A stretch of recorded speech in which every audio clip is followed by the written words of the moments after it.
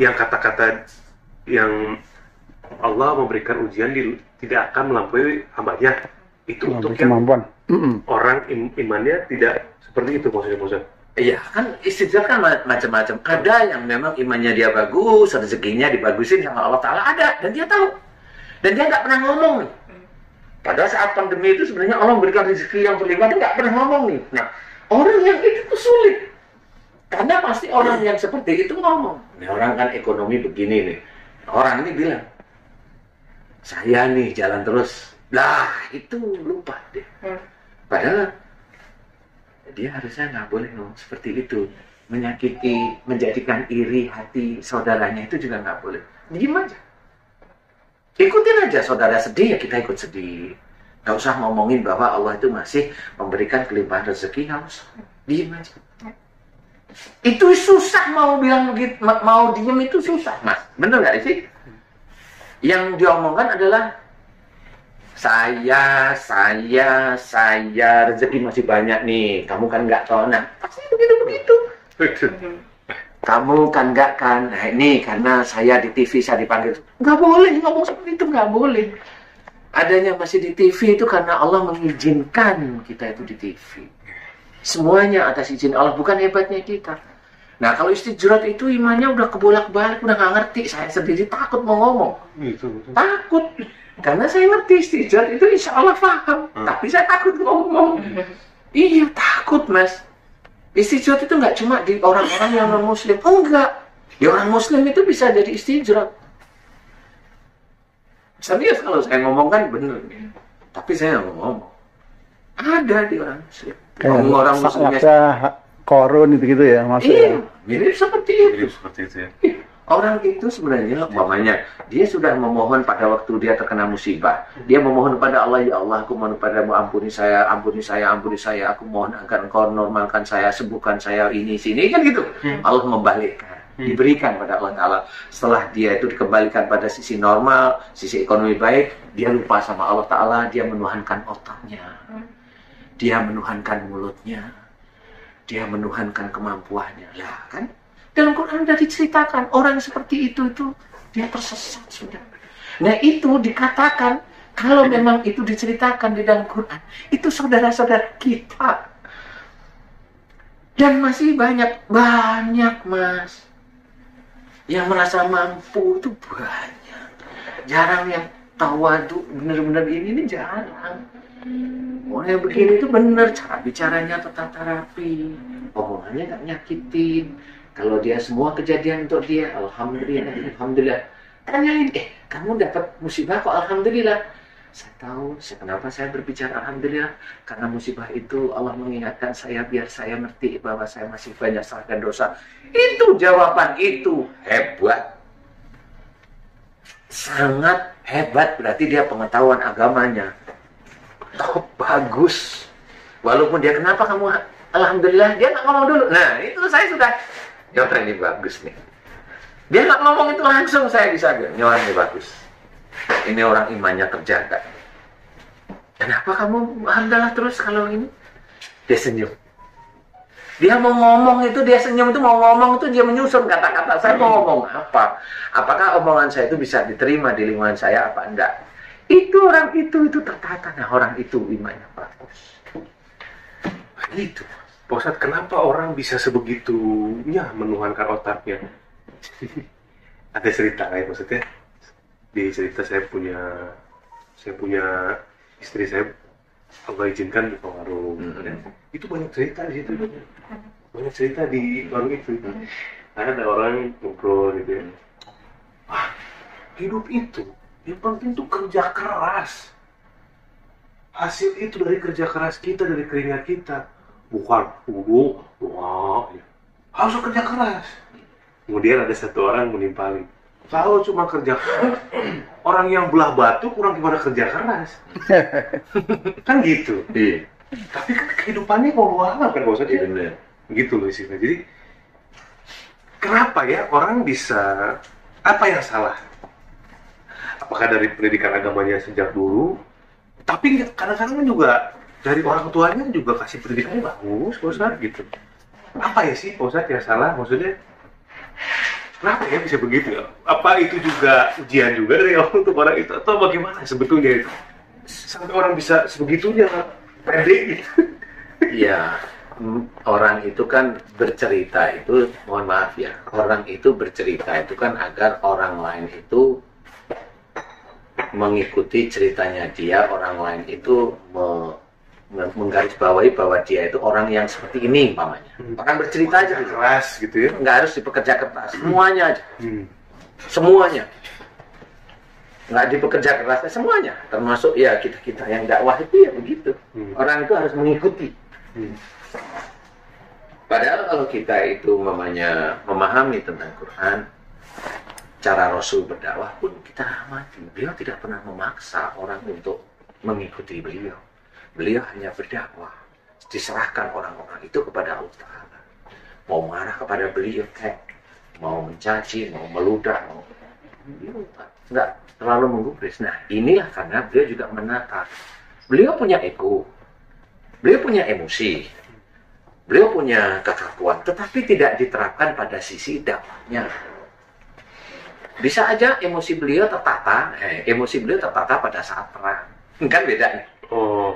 Kekakuan beliau tertata pada saat beliau mengajak di dalam keluarga. Kekakuan itu tertata. Kekakuan tertata gimana? Akhirnya tegas, bukan kaku.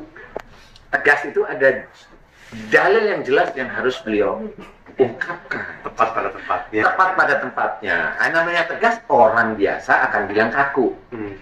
Tapi kalau kita lebih banyak kakunya daripada tegasnya. Benar. Kan gitu ya. Lebih banyak kakunya daripada tegasnya. Nah, disinilah sebenarnya orang bercerita itu agar orang itu mempercayai dia. Orang itu mengikuti dia. Setuju. Kalau orang itu yang penting kerja keras, nah itu berarti memang dasar agamanya memang kurang. Nggak bisa disalahkan orang itu. Nah, kalau kita mendengar berarti kita itu diuji dengan orang tipe begitu. Ujiannya bagaimana? Kita lihat, dia ngomong, dia sombong. Nah, kita mau gimana nih?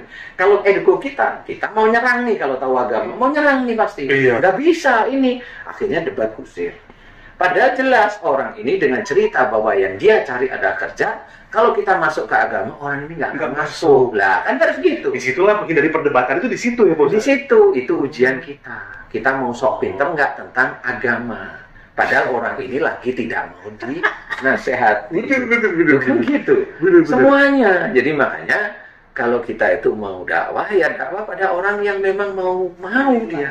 Kalau orang hatinya tertutup, nggak akan mau. Kan gitu.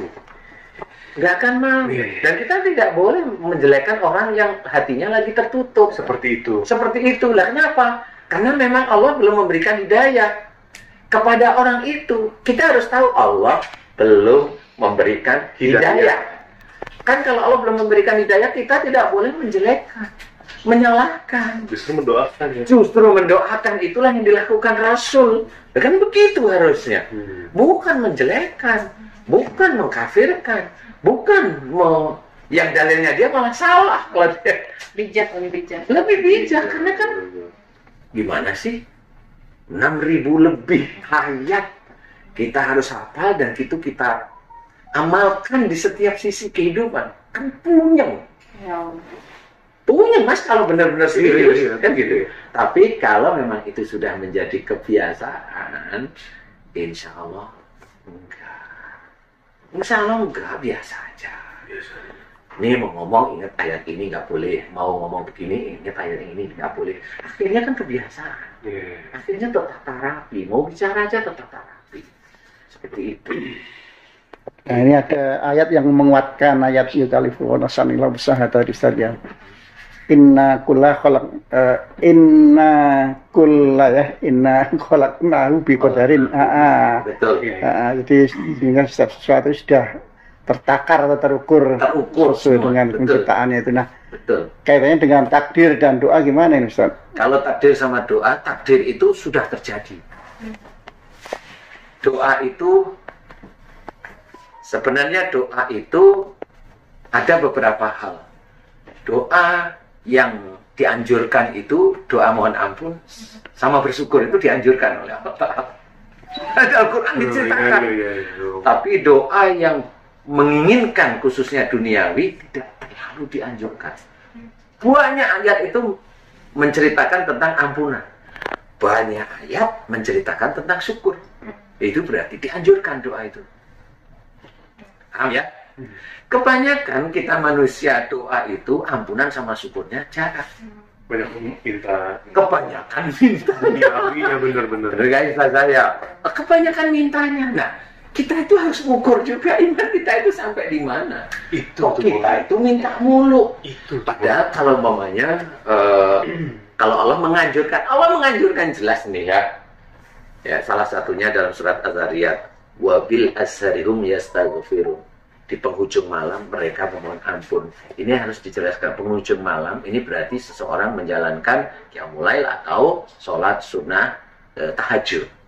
Allah menganjurkan mereka selalu senantiasa memohon ampun. Itu anjuran Allah loh itu. Berarti yang dianjurkan adalah kalau orang sering sholat malam, banyak-banyaklah mohon ampun. Nah, kalau sudah banyak mohon ampun, tambahi lagi satu lagi, banyak-banyaknya bersyukur atas nikmat Allah. Nah, dari situlah titik itu Allah akan menyusun dosa-dosanya itu banyak diampuni. Lah kalau dosa-dosanya banyak diampuni, Allah akan menakar rezeki besoknya. Menakar rezeki besoknya sehingga takdir dengan doa itu akan sinkron. Jadi bukan ujuk-ujuk kita minta sama Allah Ta'ala. Langsung disuruh tahajud. Lah, suruh duha. Puasa. Akhirnya ibadah itu bukan karena Allah tetapi karena ada duniawi. Itulah yang mulai agak belok-belok. Boleh nggak Ustadz itu?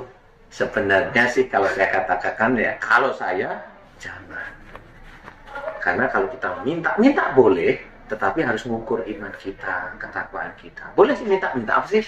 Kalau minta dijaga iman, tauhid, ya, Islam, ihsan, boleh. Karena kita tahu bahwa yang mengatur rezeki kan Allah. Kalau kita minta di dunia, yang mengatur rezeki siapa? Coba jawab Mas Bobi. Kalau kita minta dan dikabulkan, nanti kalau kita minta lagi nggak dikabulkan, minta dengan sholat dikabulkan lagi, berarti kita menyuruh Allah. Berarti yang ngatur rezeki kita siapa? Kita. Nah, kita bukan Allah. Itu jawaban yang nggak pernah dijawab sama orang. Nah, kalau kita itu tahu kalau Allah mengatur rezeki kita, ayo caranya gimana? Ibadah kita itu kita betulin, ikhtiar kita kerjakan, kan begitu. Akhirnya takdir dengan doa itu mulai menyatu sinkron.